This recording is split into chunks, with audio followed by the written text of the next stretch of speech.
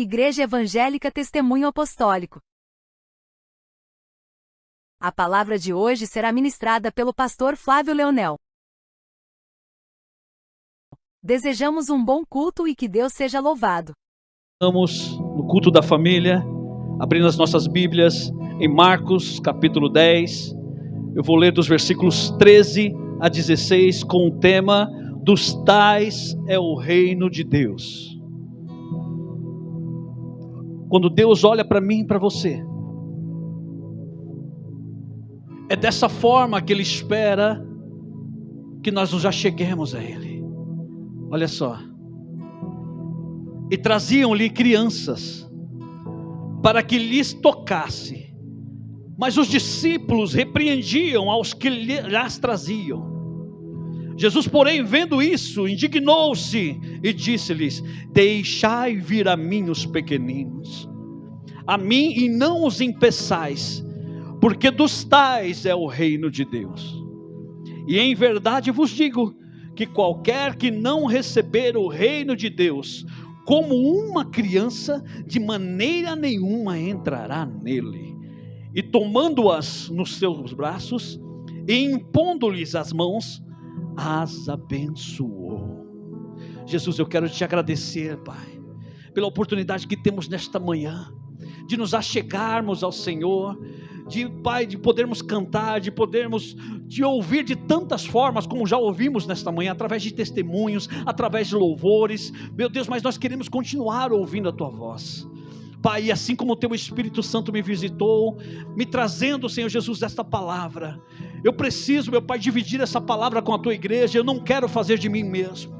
Então, Senhor, que esse mesmo Espírito que veio sobre mim possa estar, meu Deus, agora neste momento, sobre cada coração contrito nesta manhã, cada um que veio buscar, meu Deus, a Tua face. Pai, eu peço que toda a opressão, que toda a barreira, que tudo aquilo que venha para impedir, caia por terra, mas do contrário, tenha liberdade, o Teu Espírito Santo, a Ele damos liberdade, que o eu se cale, e que o Teu Espírito venha falar mais alto, sobre cada coração. É tudo o que nós te pedimos, e desde já te agradecemos. Você vai se assentar, aplaudindo e glorificando a presença maravilhosa do Espírito Santo de Deus. Seja bem-vindo, Espírito Santo. Aleluias. Glória a Deus. Jesus, nessa feita, Ele tinha acabado de proclamar o Sermão da Montanha. Ele tinha passado cerca de quase 3 dias com aquele povo. Ao final já do sermão, por que eu digo ao final? Porque antes disso Ele vai multiplicar pães e peixes para aquele povo. O povo estava cansado e Jesus viu a necessidade de que eles se alimentassem. Chega um momento que Jesus olha para eles e Jesus fica tocado pela vida deles. Porque Ele olha e ele testemunha para os discípulos que Ele olhava aquele povo como ovelhas que não tinham pastor.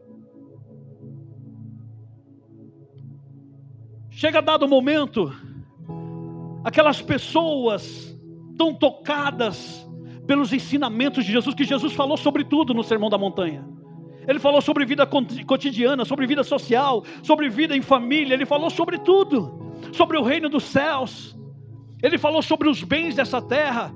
Ele falou sobre os maiorais, porque as pessoas tinham muito isso.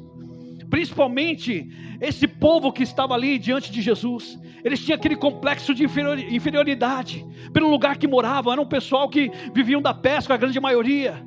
Era um pessoal que não tinha vivência em Jerusalém ou em Jericó, que era a cidade mais rica daquela época.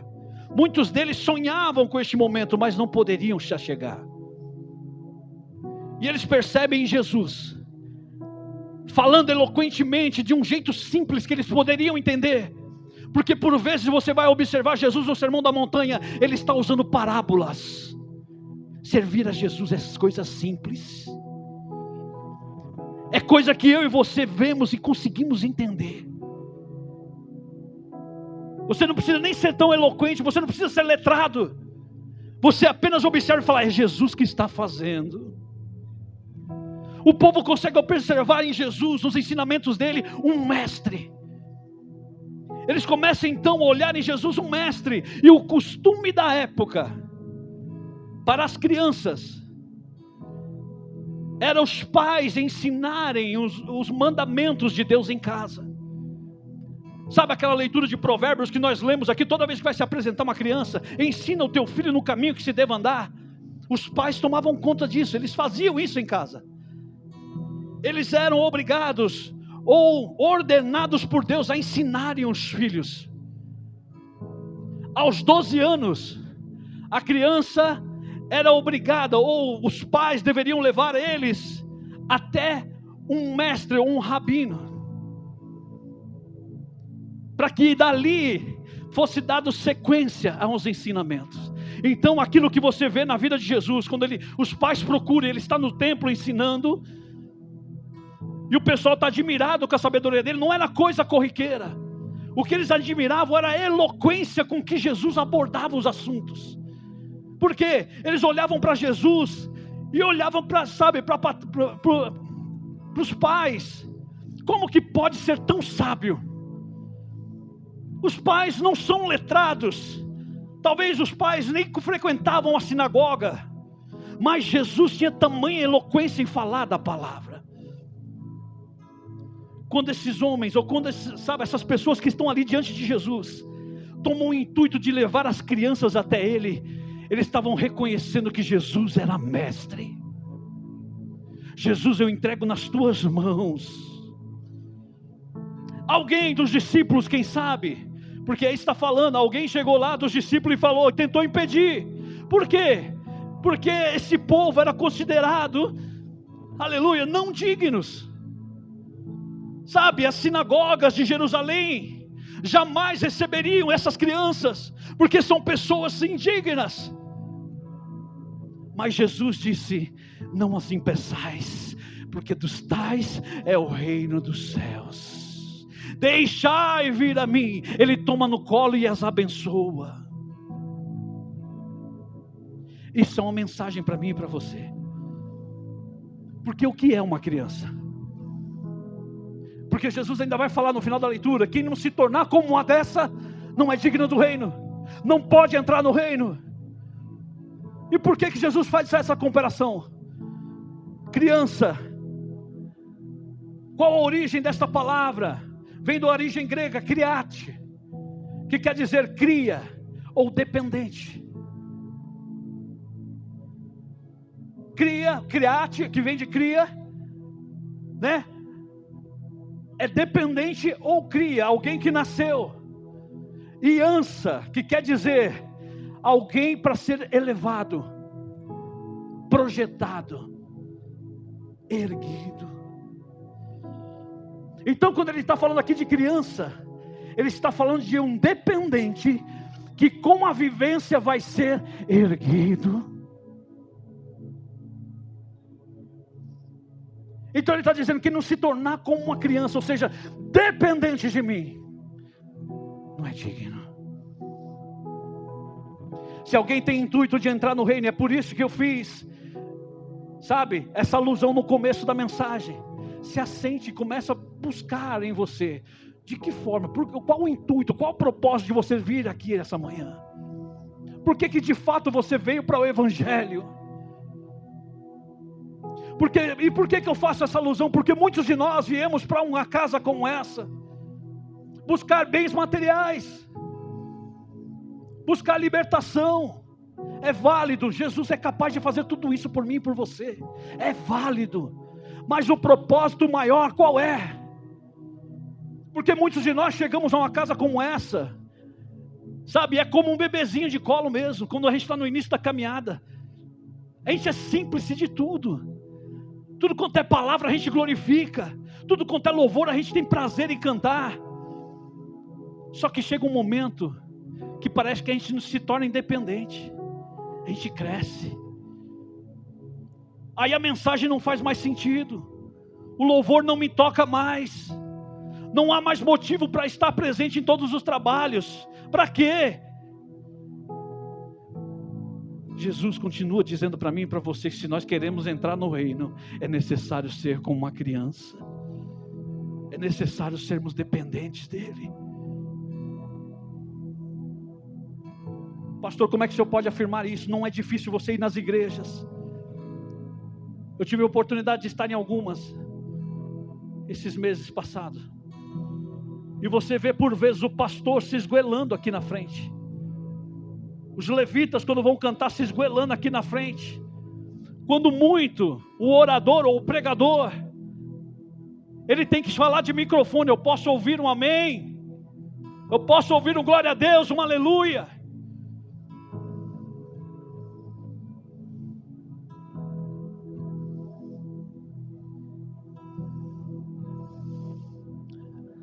Nós temos que ser crianças. Isso não vem de hoje.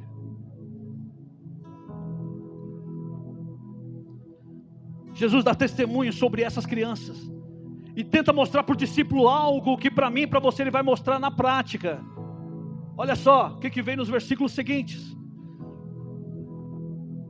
Ele tinha acabado de falar: para entrar no reino do céu você tem que ser dependente. Olha quem aparece para ele no versículo 17.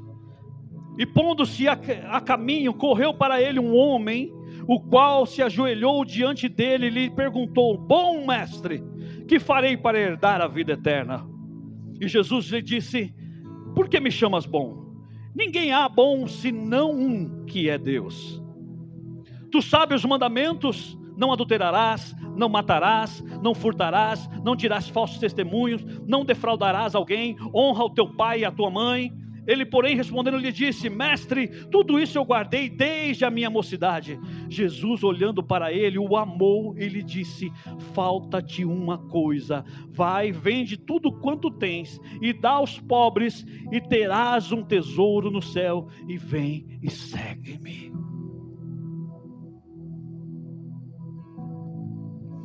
Jesus tinha acabado de falar, como ele tem acabado de falar muitas vezes conosco através da palavra, sobre sermos dependentes, sobre fazer, quando ele está falando de ser dependente, é de você vir fazer parte do reino. Não é a sua vontade que prevalece, é a vontade dele. No reino dos céus nós somos servos. Servo serve para quê? Para servir, não para mandar ou ordenar. Ah, Jesus, eu quero assim, eu quero assado, né? Ou quem sabe como esse jovem, porque ele, pelas muitas posses, e era costume também da época os ricos fazerem ou agirem assim. Todos eles sabiam do castigo do Senhor, sabia que Deus pesava a mão àqueles que eram aquém do templo, ou que seguiam, né, a luxúria, que é o amor às riquezas. Muitos dos ricos da época, e você vai ver isso bem representado lá em Herodes Antipas, por ser um homem pecador, um homem que o próprio João Batista apontava os pecados deles em público, dizendo: você matou o seu irmão para ficar com a esposa dele, você é um adúltero. O que Herodes Antipas fez para tentar conseguir o favor do céu, o favor de Deus? Ele foi lá e falou: deixa eu construir o templo em Jerusalém. Ele fez um templo frondoso em Jerusalém, tudo para tentar alcançar o favor de Deus. Esse homem também era outro rico, que ele chega lá para Jesus: ô Jesus, que hei de fazer? Sabe, talvez olhando para Jesus como se ele fosse dono de ONG, porque muitos dos ricos da nossa época fazem isso. Ah, eu não estou bem na minha vida, eu vou fazer uma doaçãozinha, para Deus se compadecer de mim. Esse homem chega assim para Jesus: que hei de fazer? E Jesus teve que olhar para ele, e como diz a Escritura, Jesus o amou. Porque para responder certos tipos de pessoa você tem que amar, porque senão você é ignorante. Jesus tinha acabado de falar: tem que ser dependente. Não existe fórmula mágica para você herdar o reino do céu. Não tem um preço para você herdar o reino. Você tem que ser dependente, você tem que ser como criança. Jesus o amou e disse: olha, ainda te falta uma coisa, vende tudo, dê aos pobres e me segue. Quem ama a riqueza é difícil de seguir Jesus. Porque olha só no versículo 22. Mas ele, contrariado com essa palavra, retirou-se triste, porque possuía muitas propriedades. Então Jesus, olhando ao redor, disse aos seus discípulos: quão dificilmente entrarão no reino de Deus os que têm riquezas. O meu e o seu propósito de vir a um lugar como esse não é buscar coisas materiais, A primeira para mim e para você nesta manhã é isso: não venha para a igreja ou venha a Deus por coisas materiais, porque quando Ele raiar nas nuvens, talvez eu e você fiquemos pelo amor às coisas materiais. Porque quem vem a um lugar como esse buscar coisas materiais, ele abandona quando ele perde. Ele deixa a fé, ele deixa o amor a Deus, ele se apostata. Porque Deus me roubou, Deus me tirou. Ele não é capaz de fazer como Jó: Deus deu, Deus tomou, bendito seja. Não, eu estou com Deus se Ele me der coisas. Então Jesus falou: quão dificilmente é, ou será, ou entrará no céu um rico, porque ele ama o que possui. Existem pessoas que vêm com esse propósito, apenas coisas materiais. Só que existe uma outra classe também em nosso meio. Olha só, Jesus começa ainda a seguir no seu caminho. Aí no versículo 28, olha Pedro. E Pedro começou a dizer-lhe: eis que nós tudo deixamos e te seguimos.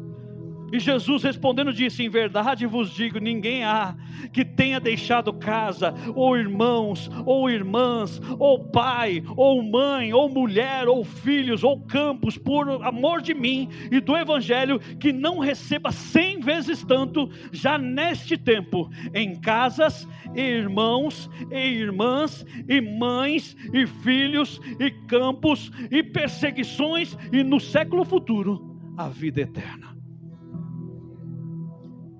Pedro, quando viu Jesus falando: olha, quem tem muitos bens ou quem tem riquezas não vai entrar. Aí Pedro já se alegou: então eu estou dentro, Senhor, nós deixamos tudo, e aí, já me nomeei agora. Jesus está dizendo: qualquer um de vocês que deixar, já vai receber 100 vezes mais. O que Jesus está falando aqui? Que se você perde uma família aqui na terra, olha o tamanho da família que Ele vai prover na tua vida. Você percebe que Ele está falando tudo no plural? Aquele que deixar pai, mãe, vai receber pais, mães. Olha quantas mães para você cuidar. Olha quantas mães, olha quantos pais para cuidar de você. Olha quantos irmãos você tem.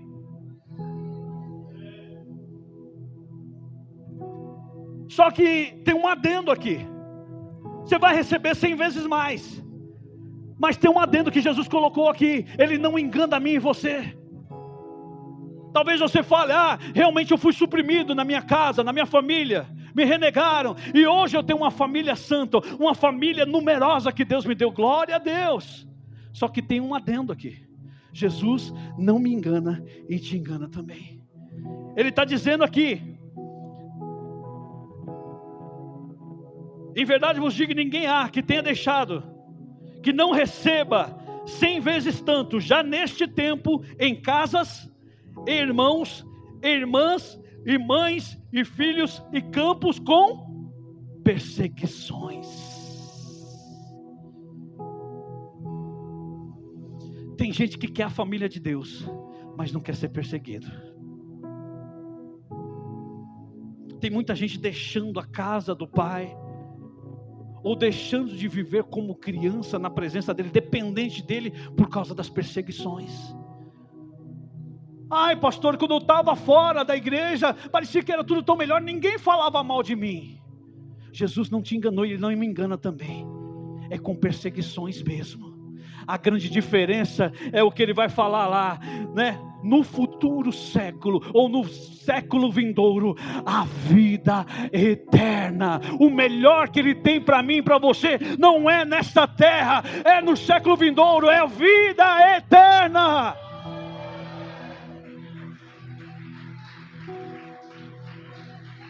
Aqui é perseguição mesmo. Pastor, essa semana eu tive que ouvir, mas vocês são premiados, parece que tudo acontece com vocês. Glória a Deus, é sinal que nós estamos no propósito, estamos no caminho. Porque quando vem a luta, Deus já manda também um escape. É motivo para agradecer, é motivo para louvar mesmo. Percebe? São duas buscas. Um que veio buscar tentando pagar Jesus. Ei, Jesus ele não se vende. Jesus não está à venda.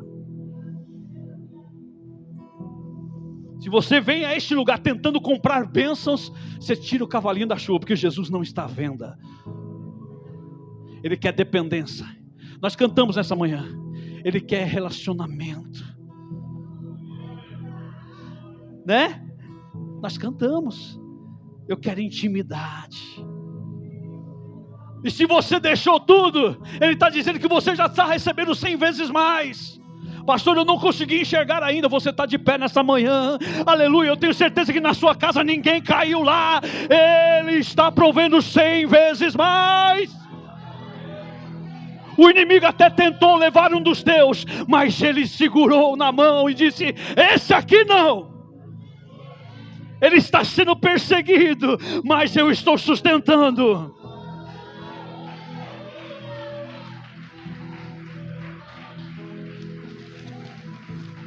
Aleluias. De repente Jesus pensou que já tinha passado. Claro, ele é onipotente, onipresente, ele sabe das coisas.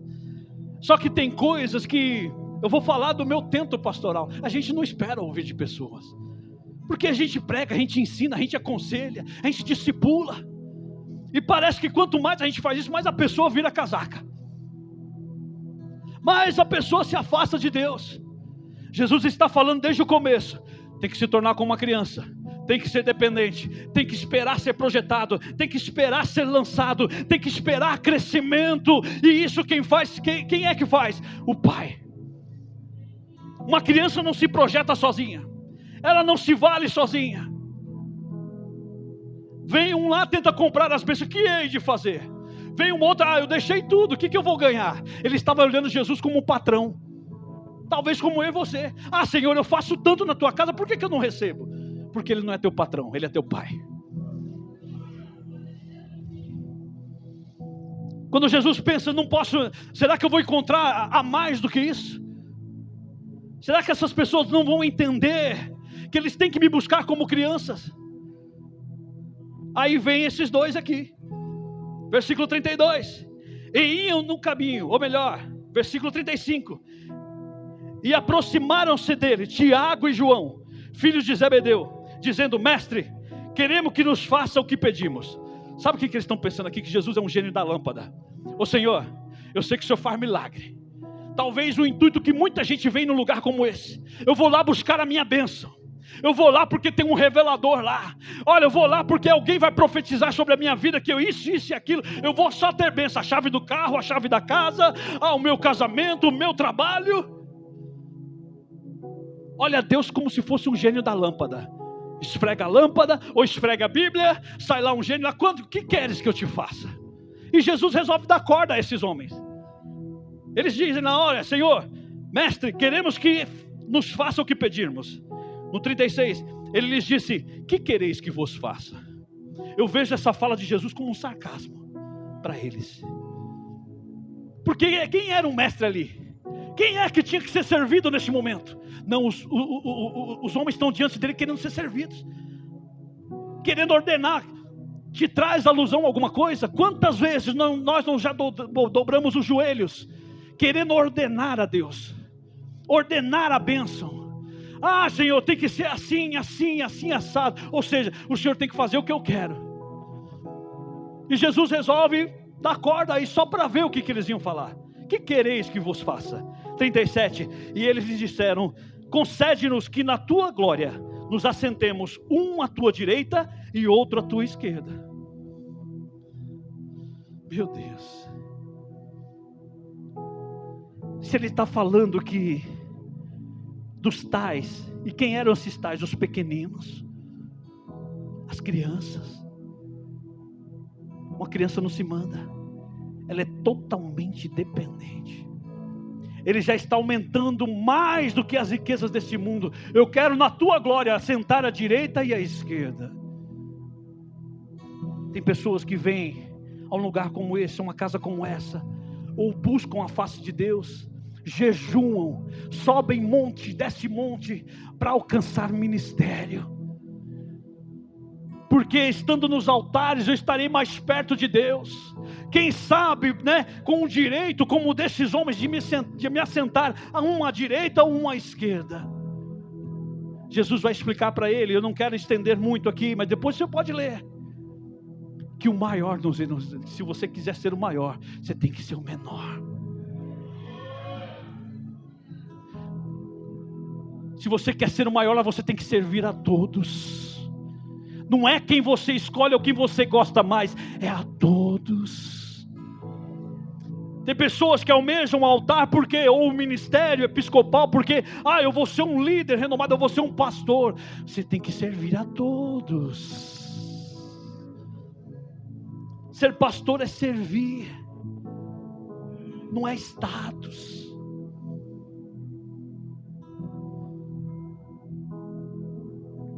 Jesus diz no versículo 40, mas o assentar-se à minha direita ou à minha esquerda, não me pertence a mim concedê-lo, mas é para aqueles a quem está reservado.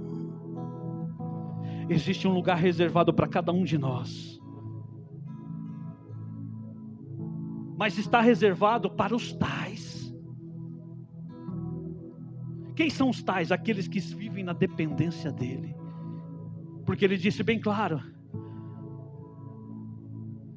que quem não se tornar como uma criança, não entrará no reino. Então toda a nossa busca aqui na terra será em vão, porque o melhor do reino de Deus está lá, já está reservado. Com que intuito nós temos buscado? E por que, se somos crianças diante dele, não agimos como tal quando sabemos que ele está no recinto? Se você começar a observar uma criança, e eu passei a observar, na sexta-feira, eu saí para trabalhar, mas como estava muito fraco, eu parei numa praça pública, e ali estavam vários pais, com as crianças andando de bicicleta, aquela gritaria toda, e eu sei que eu comecei a observar uma família, eles estavam brincando ali, até a bola chegou, bater no carro, o pai veio pedir desculpa, eu falei, não, tudo bem, e fiquei observando.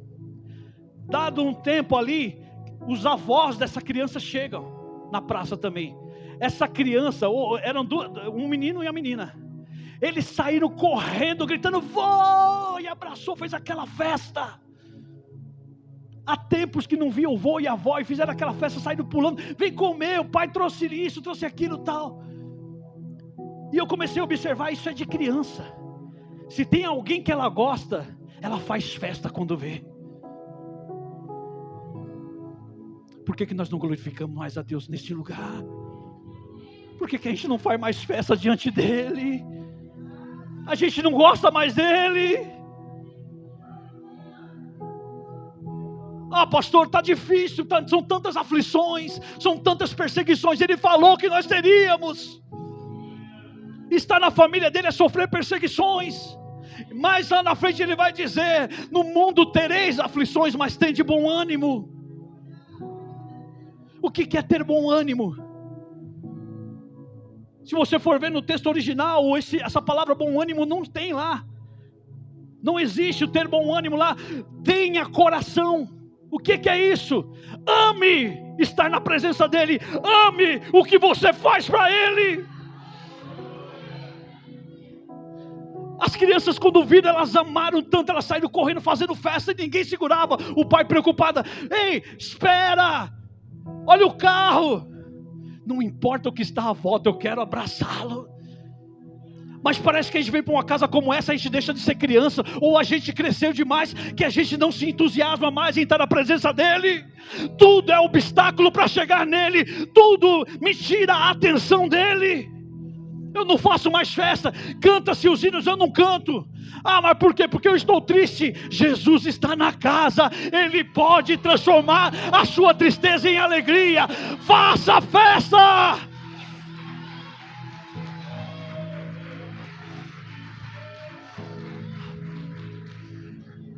Jesus não tinha perdido as esperanças ainda. Depois desse episódio, ele ainda continua seguindo o caminho. E agora eu quero que você abra comigo em Lucas. Lucas capítulo 18. A partir do 35. Dentre todas essas buscas a Jesus, O primeiro era rico demais, tentou comprá-lo, né? O segundo foram os próprios discípulos dizendo: eu deixei tudo, o que nós vamos ganhar?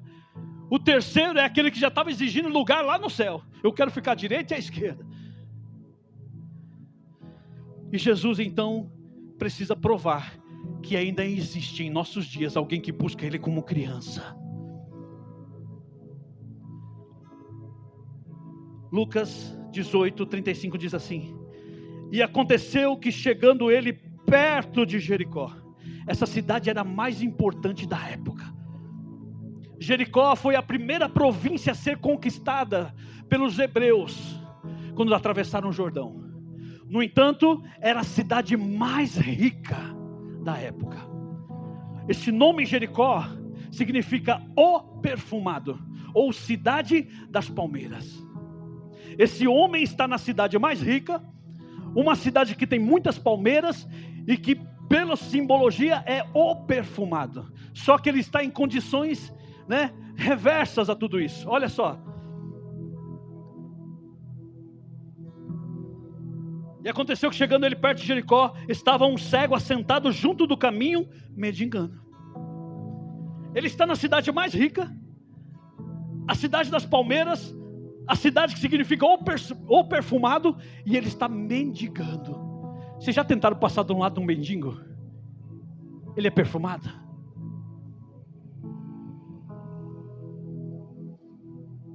Toda a condição daquele homem era aversa ao lugar que ele estava. Ele era, na visão de todos, um pequenino, alguém que os próprios pais tomaram pela mão um dia e colocaram junto do caminho para mendigar. É por tua conta. Alguém que dependia de alguém. Alguém que dependia de alguém que passasse ali com um coração bom para lhe dar pelo menos uma moeda, um resto de comida. E quantas vezes nessa caminhada, aquele homem, mesmo sentindo que a comida estava estragada, ele teve que comer porque era a única coisa que ele tinha. Na cidade mais rica, chamado perfumado, ele era mal cheiroso, todo sujo.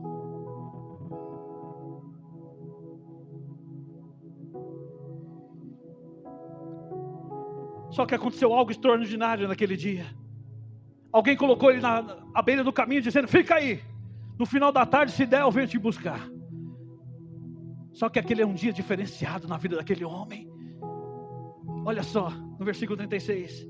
E ouvindo passar a multidão, perguntou o que era aquilo.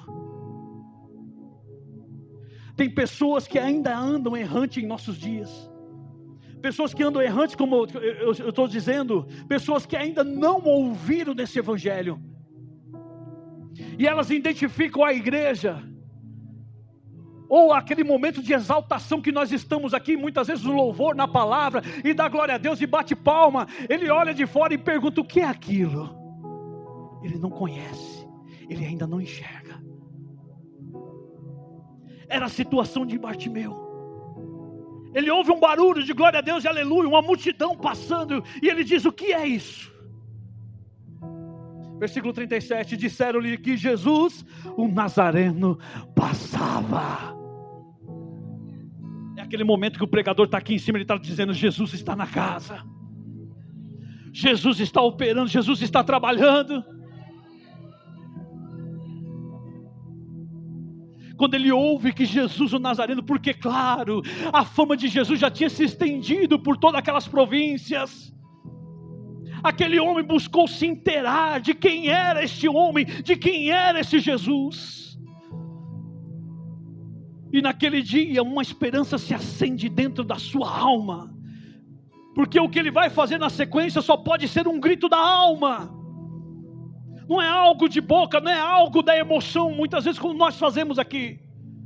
A palavra está sendo mandada, sabe, você vai vencer, você tem que ter fé, você tem que crer. Eu creio. Passou da porta. Será? Você não crê, irmão? Esse era um grito da alma. O que acontece quando ele ouve que Jesus, o Nazareno, passava? 38, então clamou dizendo: Jesus, filho de Davi, tem misericórdia de mim. os que iam passando, no versículo 39, repreendiam-no para que se calasse, mas ele clamava ainda mais: Jesus, filho de Davi, tem misericórdia de mim. Esse homem, naquele dia, ele lembrava aquela criança na praça pública quando viu os avós. Eu não posso perder essa oportunidade, eu quero abraçar esse Jesus. Ele começou a gritar e clamar: Jesus, filho de Davi, tem misericórdia de mim. Por vezes nós estamos aqui passando a palavra e a gente tem que pedir. Dá para ouvir um amém? Dá para ouvir um glória a Deus? Não seria motivo para isso, porque Jesus está na casa. Nós temos que buscá-lo com excelência, como crianças. Aleluia! Jesus, eu preciso. Fala mais, Jesus. Fala mais, eu preciso ouvir. Eu preciso ouvir. Por que eu tenho que fazer isso, pastor? Por que eu tenho que vir e participar do culto? Eu tenho que me fazer ser notado. Porque quando você faz isso na casa ou na congregação dos santos, olha o que acontece no céu. Olha o que acontece com Jesus. Alguém passou à frente dele, porque existem pessoas assim em nosso meio. Que quando você começa a clamar, quando você começa a glorificar demais, ei, tá demais, cala a boca, olha, deixa o pregador pregar. Tem pessoas que querem calar a mim e a você. E quem são essas pessoas? É aquele povo da multidão que já passou à frente de Jesus. Tem pessoas que não seguem a Jesus, elas querem ir à frente. Elas querem determinar como é e como não tem que ser. Aí manda calar, cala a boca, está incomodando.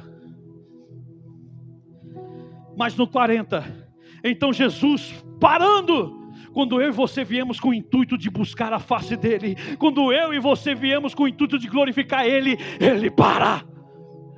Jesus parando, mandou que lhe trouxessem, e chegando ele, perguntou-lhe, dizendo: que queres que eu te faça? E ele disse: Senhor, que eu veja.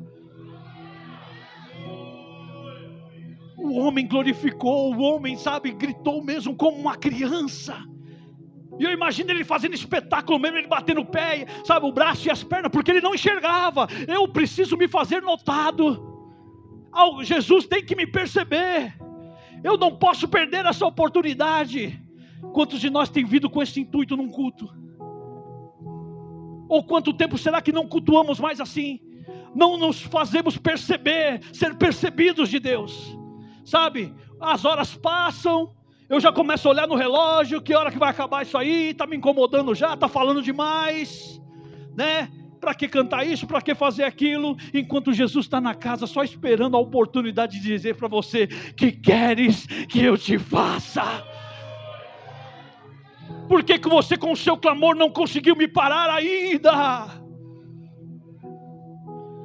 Percebe? Jesus falou a mesma coisa que falou para os filhos de Zebedeu: que queres que eu te faça? Só que os filhos de Zebedeu estavam com a mente elevada, ele não estava com a mente de criança, ele estava querendo já se colocar uma à direita ou uma à esquerda de Deus. Quando Jesus vai testificar a eles que para ser o maior tem que ser o menor. Bartimeu entendia a dificuldade dele, ele entendia a dimensão do pesar que ele carregava na vida, porque ele era cercado de pessoas com os bolsos cheios de dinheiro, a cidade mais rica, talvez o ovacionar de muitas pessoas passando felizes, mas ele não conseguia ao menos enxergar. Para Bartimeu, ele não queria ter os bolsos cheios de dinheiro, porque talvez se fosse aquele jovem rico: Senhor, me dá aí R$1 milhão, para mim já resolveu o problema. Ele estava diante de Jesus, Jesus podia dar qualquer coisa para ele, mas Bartimeu entendia a necessidade. Senhor, eu quero ver. Talvez você venha anos numa casa como essa, você vê as pessoas louvando a Deus, você vê as pessoas glorificando, outras testemunhando, outras falando em línguas, outras se derramando na presença, e você não entende. Por quê? Eu queria sentir isso aí. Jesus está na casa, Ele está disposto a fazer isso por você também. Se você quer ver, fala com Ele agora: Senhor, eu quero ver isso, eu quero viver isso. Porque uma coisa é você não enxergar e você está à beira do caminho, você só vai ouvir barulho, talvez vai chegar uma hora que vai até te incomodar, mas quando você está enxergando e vendo o que Ele está fazendo, o barulho fica até gostoso. Porque quem começa a fazer barulho é você. Percebe? Bartimeu entendeu isso, ele falou: Senhor, eu quero ver. Se você veio com o intuito de ver, olha o que Jesus vai responder para mim e para você: vê, a tua fé te salvou. E logo viu, seguia, glorificando a Deus. E todo o povo vendo isso, dava louvores a Deus. Talvez as pessoas olhem para você hoje e não seja motivo de louvar. É um derrotado, não conquistou nada na vida, só deu trabalho. Mas se você quer ser alguém para o louvor da glória, fala com Ele agora, Ele está na casa. Seja como criança, seja como a criança diante dEle. Porque criança, o ser criança, ele reconhece a sua debilidade, as suas fraquezas. E quando ele reconhece a sua debilidade, a sua fraqueza, a primeira pessoa que ele corre é para o pai. Ô pai! Aí chega aquele momento que Jesus tomou as crianças no colo e fez o quê? As abençoou. Se você veio servir como criança, vai chegar esse momento, ou está chegando, ou já chegou hoje mesmo, dele te tomar no colo e te abençoar como criança, porque você depende dele. É só dizer: eis-me aqui, Senhor.